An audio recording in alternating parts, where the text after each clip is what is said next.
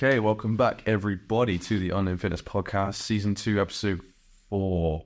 Episode 4. Sounds like a good number. Yes, that's not like it.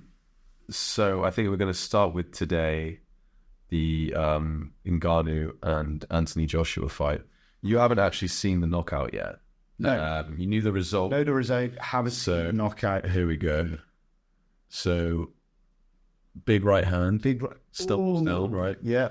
That was a short left, wasn't it? And just here with the right and then a short left. Oh, I thought it was just, I mean, the angle was a bit funny, to be fair. I haven't watched it properly. So the guy's, he's down for a bit. He doesn't get properly knocked down. So yeah, this is the second round. Second round. So he's still fresh. I think this goes to show the power that Anthony Joshua has, to be fair. So he gets back up and then it's literally just bam.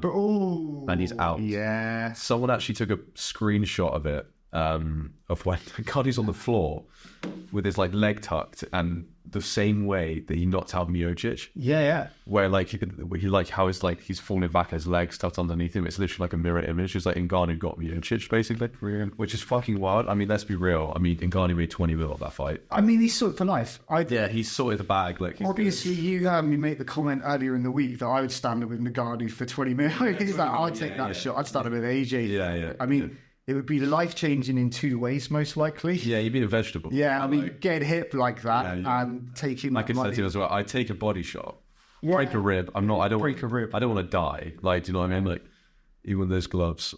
But yeah, I mean, to be fair, second round knockout like that. I mean, that was a great knockout. That hand. I mean, he did exactly the right thing. He finished up straight away. Because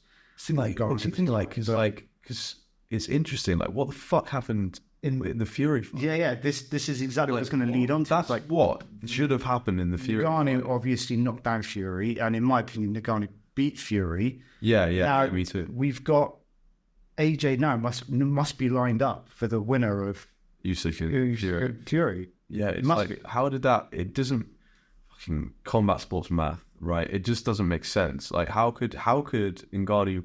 Yeah, at least in both of our opinion, beat Tyson Fury and then get knocked out in the second round by. Is it a power thing? Is it purely power related?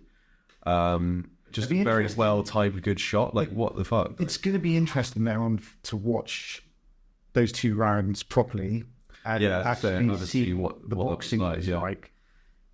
Because I don't believe in a lucky punch, because. You're all throwing punches, and like there's no luck to those punches. Like you've all got the same go. Yeah, they're all intent. However, like you say, I didn't just swing and they hit your face. Exactly. Yeah, that's trying to punch the door. Not sure. Sorry. But that being said, like it's AJ should be a better boxer than Ngannou. Well, yeah. I think it was like exactly that. We can't dispute that Ngannou is a good boxer. But he shouldn't be on the level, and that should have been the outcome. But that also should have been the outcome of the Fury fight. Yeah, yeah. I just doesn't make sense, does it? Yeah, it's a weird one, and it will be. I think I want to see AJ and Fury. I think that's the fight I want to see. I mean, at one point that was like going to be like the biggest thing in British boxing history. Like that at Wembley, like, you can imagine the gate on that would have been insane. Like, it would have been. The pay-per-views would be numbers would be absolutely crazy.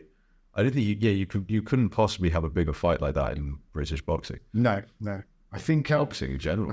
A few years, a lot of years back, I saw Joe Calzaghe fight in Wales. We fought Mikhail Kessler. He came to a general. Really? Yeah, he did hosted one of the boxing events. Interesting. Yeah. Hosted, I say he was there. He was there. He was there. Undefeated for you. Yeah, and it was amazing. 46. And like obviously in Cardiff, watching Calzaghe was absolutely nuts, and obviously Welsh home crowd and stuff. But yeah, like you say, AJ versus Fury is just that'll be on another level for British boxing. I wonder, from just thinking about it, from trying to remember the Ngannou Fury fight now, and I feel like Ngannou was more on the front foot in that fight. From what I remember, and Fury was, because Fury's always very like, he's always it's like comes back, he's very just like his 1-2 is very classic with his with his style. I wonder if in this fight it was the other way around. As I say, I haven't watched it. No, so weird speculation. Speculating with a fight's already handled, right? So like I don't know. I mean, there's 2 rounds, so I mean, how do you even really know? Because rounds can change. Who's pressuring, right? So the thing is, though, we know Ngannou can take a hit. Oh, fuck yeah. Yeah, so we know that from obviously his MMA history and things. Yeah. And I mean, you think about like some fights he's had in MMA, and I know MMA's not boxing, but he's been in there with some absolute killers. I think it does just come down to AJ's power. Yeah, I think it's just a purely power thing. I mean, that final right was perfect. Yeah, like, he did exactly what he like. Who's Ngannou fought in his career in MMA that hits harder than AJ? Yeah, exactly. I mean, argue you see Derek Lewis, but that fight, that fight needs to be erased from history. Yeah, but like, so that's the only other one that you could, he's never fought anyone. But like, with boxing, your weapon is if you punch, right? So it's like AJ's power. I mean, at one point he was 21 for 21. 20, right? Like that. Yeah, so it's like, and you've got, excuse me, you're also going in there with like the elite of the elite. Yeah, like, these are world champions. Yeah, like you aren't just going in there with like, oh, this guy's like a good up and coming. Yeah, even though he's had a couple of losses recently, he's still but he's losing to world champions. He's not losing to like B-Tech fighters. Exactly. Yeah, I mean, these are still top of the food chain guys, and like I say, now it has to be AJ versus the winner. It's as simple as that. Yeah, I mean, things are, but AJ's already fought Usyk, hasn't he? Yes. So do you want to see that again? I want Fury. I think that just answers so many questions. Yeah, if Fury fights Usyk and wins, that would be amazing. That would set up that fight well, but Fury has to win that. Yeah. Otherwise, it's like, well, it like kind of ruins that. He should, shouldn't he? I don't know anymore, dude. No. After the Ngannou thing, I don't know anymore, man. You have one fight, like plants that little seed changes down, everything, and it's not like he had a fight with a boxer. No. And you know what I mean? Like that little seed now of doubt makes me just like, oh shit, I don't know what's real. But even like Fury can put forward like the biggest persona and all that. I'm not scared and all of that. But again, being knocked down by Ngannou will have done something to his. Oh yeah, his confidence. He did not show up that night. I don't know who the fuck that was. But that was not the guy that fought Deontay Wilder. No, 100%. And you've got Fury who has a history of mental health illness, illness, but problems and things like that. And he's obviously kind of struggled with that side of it in the past. And I wondered deep down how much damage that did do to his confidence. And then you go into the fight against AJ. Let's say Fury wins and he does get the fight against AJ, and AJ is then coming off of a knockout win of that person that dropped. Yeah. It's like that does fuck with your confidence. Yeah. I don't care who you are, like top of the food chain or not.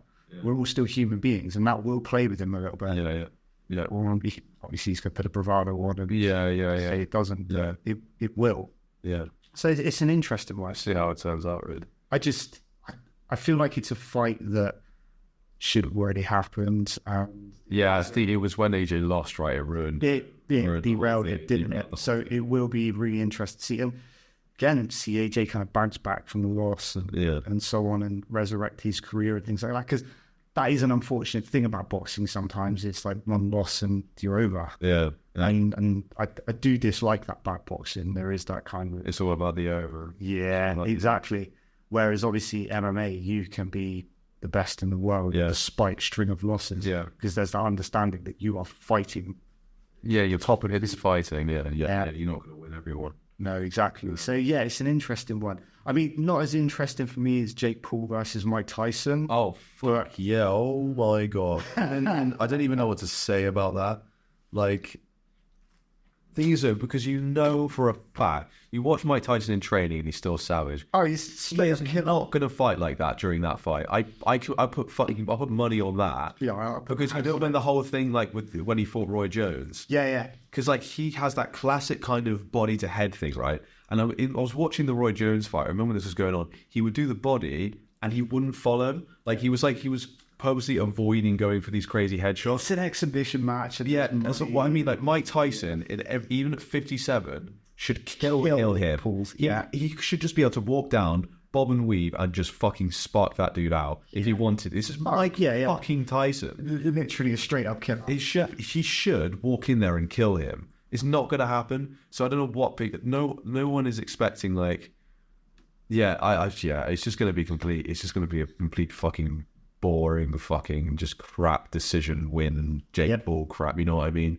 It's probably in the stipulations. Like I don't like being one of those people who be like, oh, it's going to be like scripted. I don't think it's scripted, but I think they're going to have stipulations or like a kind of weirdly unspoken agreement of like, we're not going to try to actually hurt each other in here.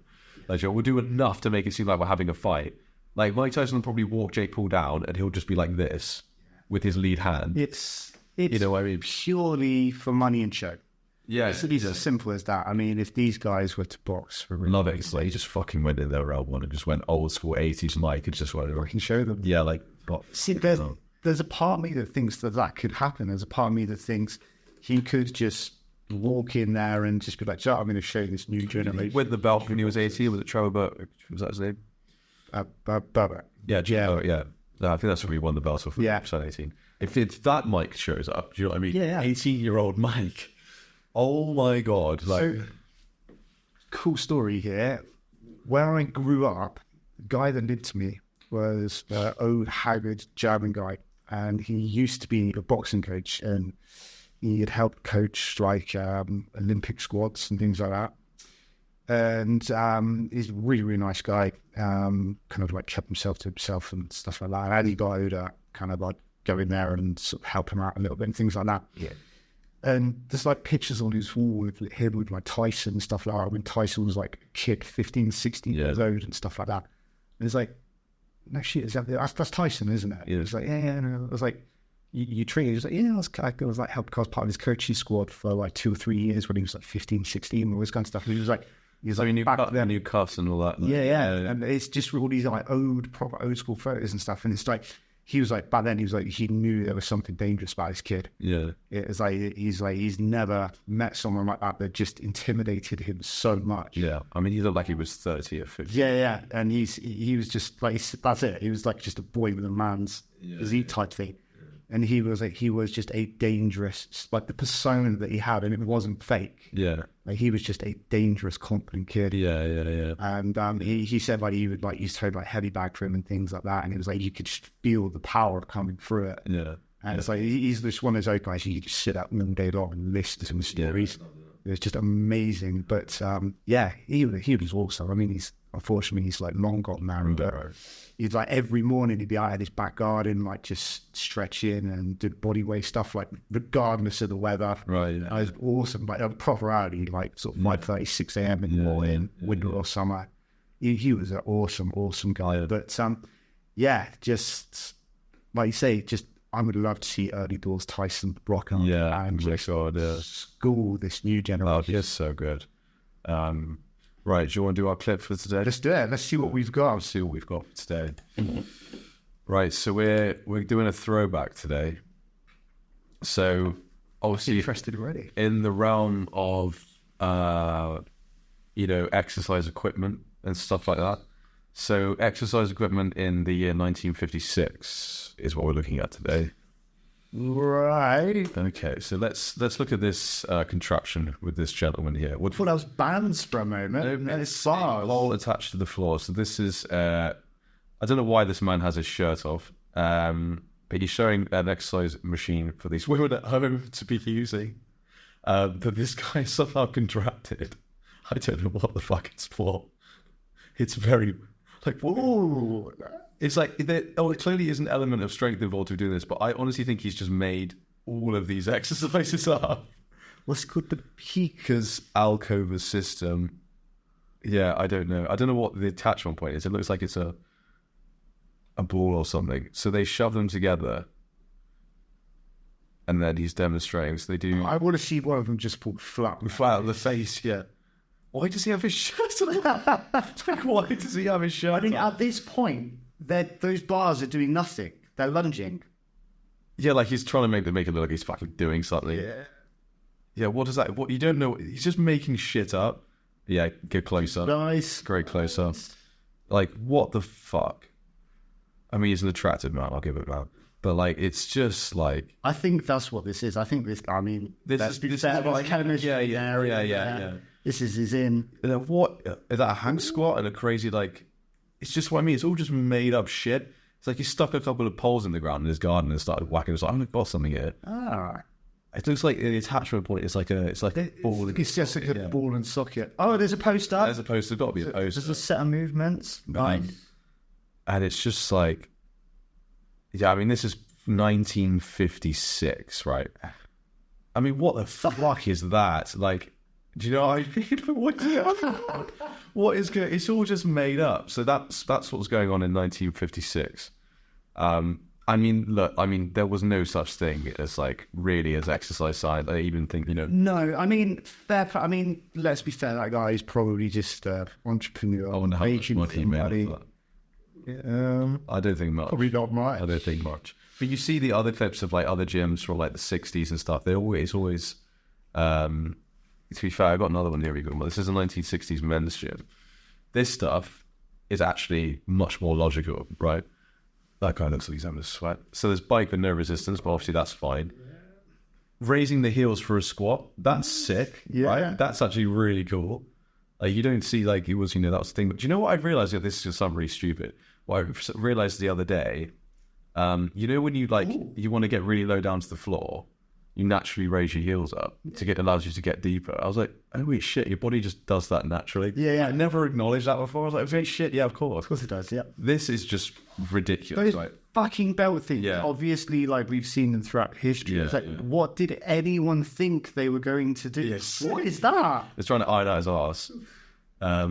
Look where the weight is. I mean, but he actually taking some of the weight with his arm. What's the resistance profile of this? Like, it makes... I mean, that is a really good... I respect that. That's actually really good range, good incline press that he's got going on. That's really good. I just... that takes a lot of fucking core strength, so I respect that. But, like... Bending the legs a little bit. If he could do that straight legs... We'll take it. But I'll take it. Fair. It's pretty much like that. I saw it. And then Scott of sauna. I mean, what I'm taking from this the most, though, is that they're all working out in their pants. Yeah. I mean, you would if you could, but unfortunately, you can't do that in this day and age. You sweat on that. Days in. I have to kick you out the gym, right? Really? Yeah. I look forward to that. Yeah. Sorry, Dave. You're going to wrestle me your pants. Yeah, literally. But yeah, there's just kind of, that, to be fair, that was a lot better. To be fair, I think it's because obviously, I mean, this is a problem I even have now. I think there is some weird kind of ideology or rule of thumb where men lift weights, women do classes or whatever. It's like what? Like there's some weird kind of rule of thumb where it's like men lift weights to get big, women do classes to be limber. I don't know, whatever the fuck. It's like that's not how it works. Like everyone should be lifting weights. Lifting weights isn't purely for building muscle or looking big. So yeah, absolutely. It's there's so many things I could talk like lifting about weights is feminine almost. Like it's like not feminine. Yeah, like I said, just looking at a clip. I could just go off on that tangent of shit exercise gadgets. Yeah, but I think like sticking with what you're sort of saying there is it's like. First of all, it's like going to the gym and actually getting really muscular, male or female, is like really hard. Yeah, it takes fucking ages. Yeah, and you probably have had this so many times where it's like usually from females is I don't think facial, don't get muscular. Yeah, and it's like you won't. You won't. I always tell people I was like, I wouldn't worry about it. You really, really won't. And we're probably both great examples of that. Neither of us we made the joke before. Yeah, right. Bodybuilders. Yeah. And it's like we both lift heavy and we lift consistently. Yeah. But I'm going to argue that I've probably got a better than average physique, but I certainly don't look like a bodybuilder. Because it is really hard. There's so many things to go in it. Forget like the supplementation side of it. Just eating that much food alone to put on that much weight and so on. It's uncomfortable. That's just difficult in itself. Yeah, that's what put me off. Yeah, I don't like hearing all the shit. It's hard work. I don't want to look like that anyway. Like that is nice. Right. Yeah, I'm totally counterproductive. Yeah, relative sports, it would be totally counterproductive. So I think there is that, and that's a very specific route that people can go down. But going back to what you said before, like men lift weights, men get muscular, women stay toned and athletic. It's like I'm glad that we do see, like, I think in everyday stuff. Yeah, that's still generally thing. Women are intimidated by the weight group, but we see more girls. Yeah, within the younger generation is changing that. Yeah, absolutely. And then this goes back to where like some of the more modern influencers are making it more that they're removing that barrier to entry. Like women and men, like they see the appeal in people like Sam Sulek, and someone. It was on in the gym the other day, and we were kind of like talking about him then, and it's like. there were as many girls in on the conversation as there were men. Yeah. They were saying how much they like him and how much they wanted it on in the gym, and they found it inspiring. Don't tell me that, because I fucking hate people. Yeah, well, that was the argument I came up with. Because we have control over the TV and the gym. Finney's watching right now. I've told him so many times. Yeah. No, that's how it came. Because it's like, because we can put what we want on the gym, like on the TV. We put YouTube on, like different sports and shit. But it's not good gym content. No. Because it's him sat in his fucking car. Yeah. And like when people are lifting, they want to watch, like, so we'll put CrossFit events on, or we'll put various things on. Funnily enough, I had the same argument. I was like, no, can you turn it off? Because first of all, there's two things. I said to him, I was like, I'm in the gym. I'm not really listening or watching. Yeah. But however, if we're currently watching somebody in a car, but also there's no volume, so you're literally watching someone drive their car. Yeah. Secondly, we're then going to watch him in the gym, but I'm in the gym watching someone in the gym. Like, I was like, I mean, weirdly, I got shouted over by everyone. Everyone was like, no. I was like, keep it on. To the young lot. Yeah, but my argument's the same as yours. I'd rather watch something a bit more inspiring. I'd rather but even if he reaches CrossFit or not, like having the CrossFit games or a Rogan strong things like that. Fun to watch. It's more spectatorily. But then it goes back to that whole thing that people like Sam Sulek are actually making it more, like you say, they're making it more appealing to the masses. Now, are they promoting a body image that isn't realistic to the masses? Most likely. Do I want my now 6-year-old son growing up thinking that that's what a male looks like? Possibly not. But that's different conversations to be had in the different levels of education. There's two sides to the same coin. I think from like the female standpoint, what's really good about social media is that it's showing you now people can see, like, there's thousands and thousands of these women going to the gym, lifting heavy and lifting weights, and it's really, really cool. But then there's always been a thing with like body expectations, like, oh shit, now is this my body expectation? And now I'm insecure because I'm not doing that. What I've seen massively in the last 12, 24 months is girls going into the gym and spending like most of their session just doing like glute raises. Oh, really? Yeah, and it's like, again, it's fine to want another expectation, but it's that expectation that is this how I should be doing that, yeah. But then it's also like, it's fine to be like, oh, that woman has a bum that I want. I'm going to do what's necessary to get the same thing. That's fine. The same way, like, that Sam's got or whoever has got like a really big chest. I want a big chest. I'm going to do what I need. There's nothing wrong with that. There's nothing at all wrong with it. But I think if they're going there focused on that one body part, so getting a butt that looks a certain way, what about the rest of their body? And it's then they're in the doors already. So it's like, that's where I think that there's an education and start showing them, actually, if you start working the rest of your body in this way and you prove that you can make overall, it's not just, it's that focus on one part. It's very much like guys that just go to the gym purely to work out the biceps or whatever. It's like, you're not fit, you're not healthy, you're not strong, but you do have a good set guns on you. Yeah, right. Like, it was. Yeah, I mean, you look good on the beach, kind of things, but you look good at the best. It's it's really difficult because everyone is going to have their body hang-ups, and everybody is always going to be focused on someone else. Yeah, and you're going to see these kind of, like, you're going to see these images and things like that, and that's what you're going to aspire to. Does it get more people in the weight room? Yeah. Is that a good thing? Yeah. Regardless of, it's one of those things where, like, lifting weights is good for your health regardless, right? Regardless of what your intentions are. So even if it's not necessarily the intention, at least they're lifting weights. Yeah. You know what I mean? And it's like, most likely, if they're going to spend any amount of time in the gym and it's going to become a long-term habit, that's what they're going to do, they're very quickly going to get bored of just doing the same exercise. And no one again. No fucking knows what they're doing when they start out. No, that's true. Like when I started the gym when I was 20, so I was very late to the party. I went because I was insecure about the way I looked, and I didn't know what the fuck I was doing. But now, you know, I know what I'm doing now. I was the same. Yeah, I was overweight and had a body that looked like ET's, so pot belly and skinny arms, and like I cannot imagine. Yeah, it's bizarre. It's really weird. Didn't look right. You got a picture of it? Do you know, I think about it for next time. Yeah. I think I'll be going the weight picture of me. Let's get whole pictures of ourselves. I'll find some. I mean, to be fair, I was just me, but skinnier. Mine's the other way around. I do not look great. Right. And I don't look that different. I mean, I'm almost 27. I still look 19. So like it. So, and I took it too far.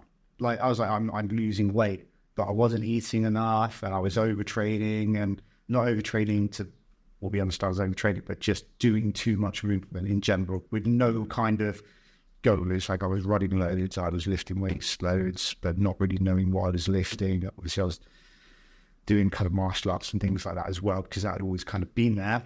But it was very much just like I didn't know what I was doing. I was just going through all these motions to the point where then everyone's kind of like, first of all, you get that, you've lost weight, but really healthy. And then it's like, you're about to die. Because and then it's like finding that balance and getting back up and things. But yeah, like it goes back to exactly what you've just said. Like, none of us know what happens when we start. We're all too intimidated to kind of ask for a mentor or ask for help or guidance, things like that. Which I think is something that's changed massively now. Like, most gyms now offer personal trainers, or most gyms allow outside personal trainers. Study just came out actually that people get better gains with a PT. Yeah. I mean, it's not that surprising. It's like more so than like a gym buddy. Anything. Yeah. That's marketing for me, by the way. And there we go. You can find Cal Matt. Yeah. Too far. I don't want to start plugging our location too much. But I think, like, it's like anything. If you moved into the corporate world or the world of sales, whatever it was, you would look for a mentor. Yeah. So why wouldn't you do that on your fitness journey? If I go to an MMA gym, or if I'm going to BJJ gym, whatever it is, it's like you go there because there's a coach. Yeah, and there's always somebody there to lead you. It's like all the great fighters, there's always a coach behind them. They're not self-taught. So why should it be any different on a day-to-day basis? And you don't need to be paying the world for like someone. It could just be someone that gets your program, and like offers online programming, and it's like, this is what you're going to do week on week, and then we're going to have a once a month consult. It could be that simple. Yeah. I think just having a little bit of guidance is... To be fair, that's one thing I do actually respect Sam for, to be fair, generally, is like, he's a very humble guy. He seems like a really nice guy. In anything, he just seems like a very nice guy. Yeah, which is great. If all these kids are watching this dude, and he's just very, like, he's very driven, he's very focused, he knows what he wants. So, like, on a broader spectrum, gym aside, he just seems like he's just a sound guy. I think that's why there's a huge appeal around this guy, is because he's actually taken away that meathead barrier. Yeah, he's chill. He works fucking and trains fucking hard. You can put aside and like... Wait, that's it. Like, you can put aside any kind of like, isn't he on the gear? It's like, well, I'm going to argue, yes, he is. I mean, obviously he is. But... I mean, who fucking cares? But... Like, who cares? You don't just shove a needle in your ass and then bulk up like that. It's just not how it works. The guy has put in his hours, and he worked hard. He could be a future Olympia one day. Yeah, absolutely. I mean, the guy is so thick. Yeah. As in, physically. I don't know how it's meant to. Yeah. But he comes across, like I say, as a really, really nice guy. And that's the appeal. That's the appeal of like people sitting there and literally watching his 40-minute videos from start to finish. That's like, not many people can do that. If you just sat consistently, it's so basic, and he does it every day. I mean, they're pretty much like unedited. Like, it's nuts that he's almost gone old school YouTube formula, and it works. Like, because there was a massive shift to like the Mr. Beast kind of formula where everything has to be like like every 10 seconds you need to be changing what you're doing. Whereas like he's just gone old school, and it fucking works. But that's his personality. People just love him. But he does the way he talks, it's just honest, it's very authentic. Yeah, you can tell he's not front end. Yeah, and I think that's the appeal of it. There is just no fakery around that. Like, he has these moments where like he shows these human moments where like there's like loads of memes like where he's gone to fist bump people and they've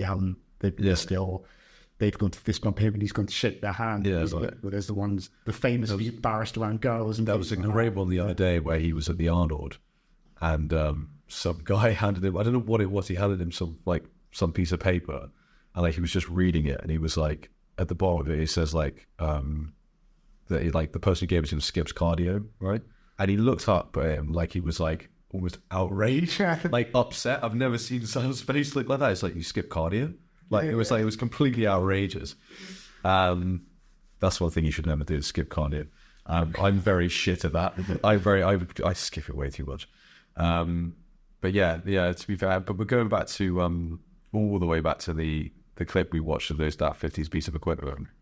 I think those kind of gadgets and fads have never gone away. No, there's always the fucking shake board, like the fucking vibrating fucking. Is that wanky one? Yeah, the shake weight, the fucking there's all sorts of wacky. I've seen again a massive resurgence of like those home little steppy machines. Okay, I've seen that loads come up on different feeds and stuff like that, and it's like.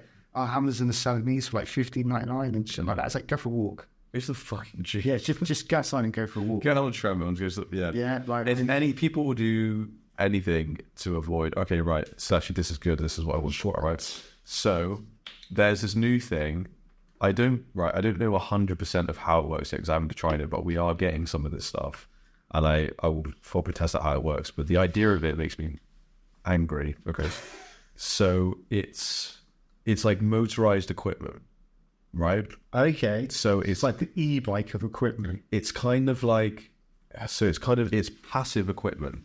So it's almost like, and a lot of them are multifunctional, right? So you can do like a chest thing and a leg press at the same time. I think basically it's all kind of, there's no resistance on any actual equipment. You can't add weight. These aren't the ones where the harder you push, the harder resistance. I don't think so. I don't think it's like a flywheel, leg press thing. Yeah. I think it's literally like the resistance is completely passive. Like the machine just moves or something. Okay. I'm not totally sure how it works, but it's on some kind of mode. There's no way I don't think there's any way you can physically add resistance to it. Okay. It's kind of just some weird passive kind of, I can try and maybe find it, but it's just like, it seems, to me, it's just a way of like the argument is that,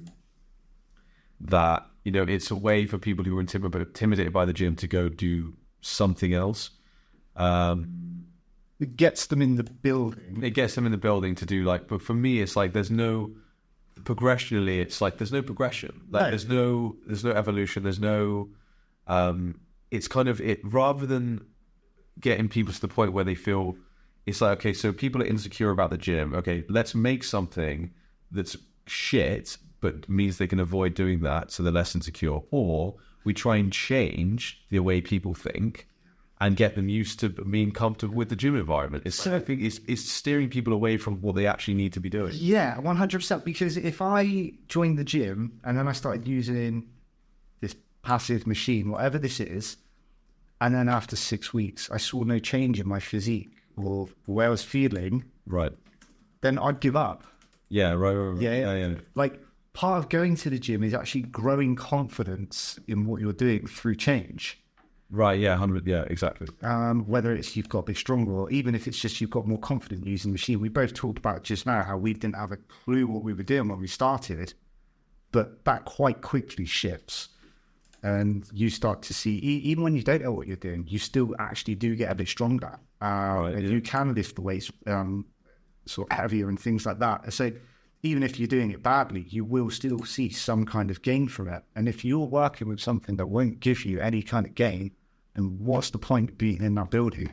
Right, yeah. So it's called, so this is some of the stuff here.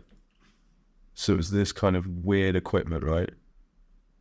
So there's like no resistance. It's like you get in a park. It's basically, that's what I fucking said. Yeah. I was like, it's exercise made easy.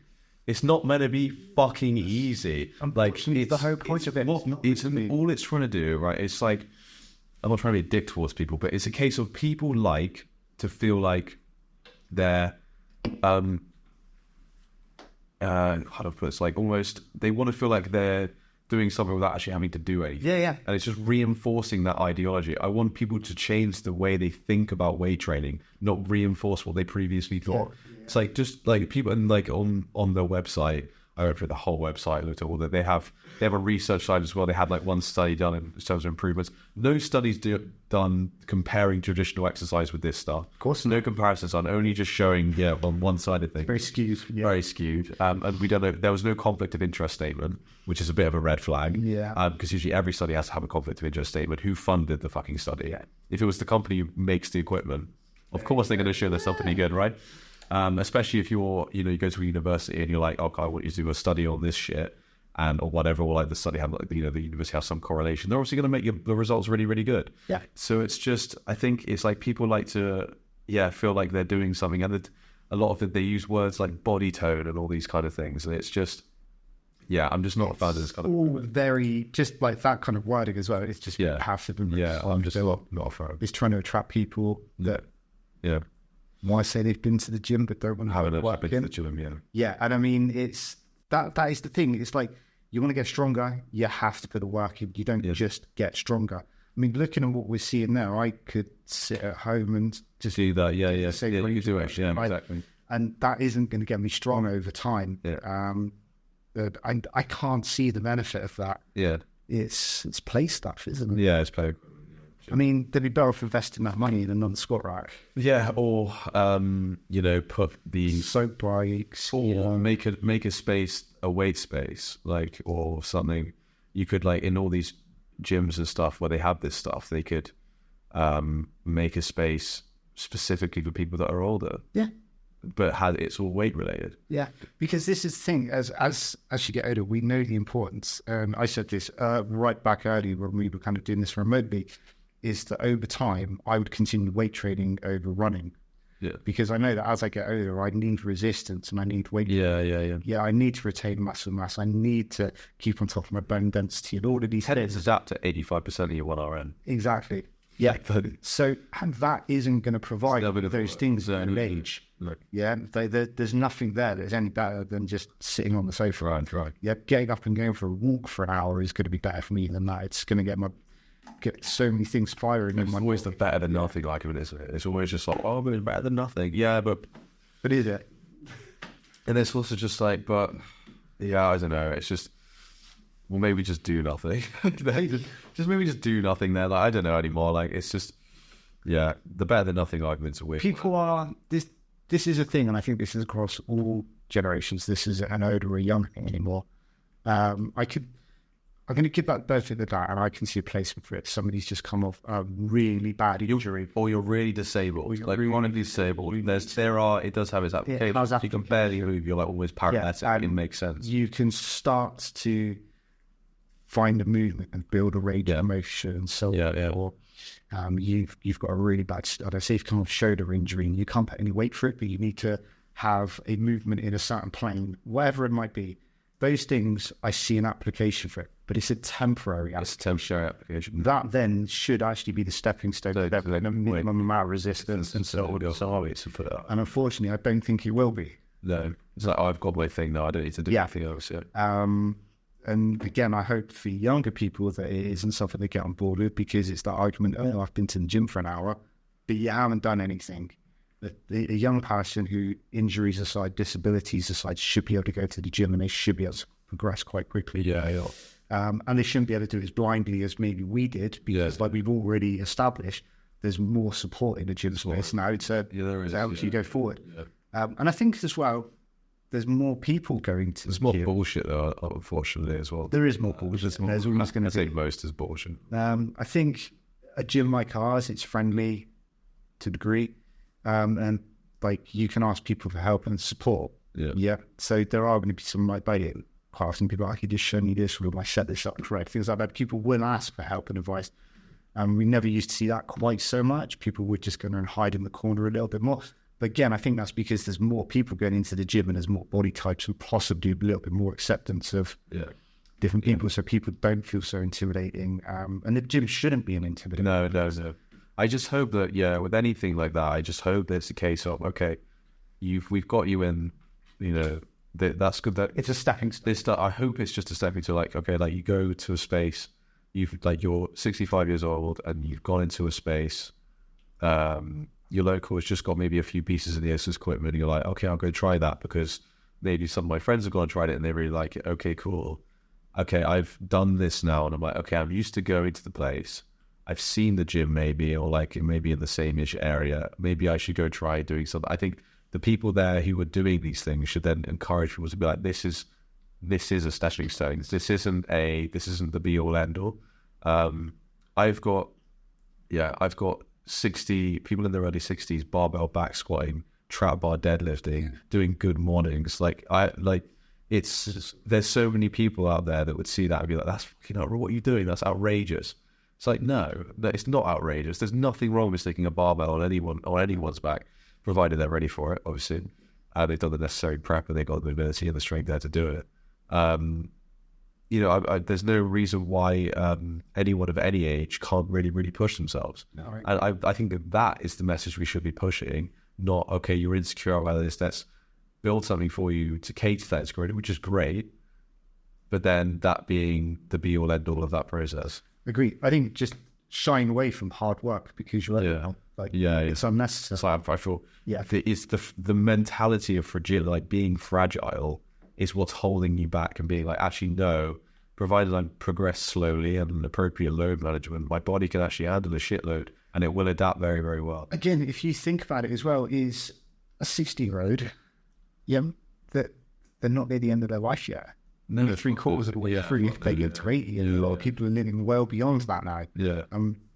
Conversation for another day, the whole longevity thing, but 3/4 of the way through your life, you've got a shit ton of years ahead. Yeah. Why not make them good? Why not just make the most of those and get strong, get healthy? We'll talk more about that next time, I think, for sure. I think that's a good way to end that one. Sounds good to me. Right. See you in the next episode.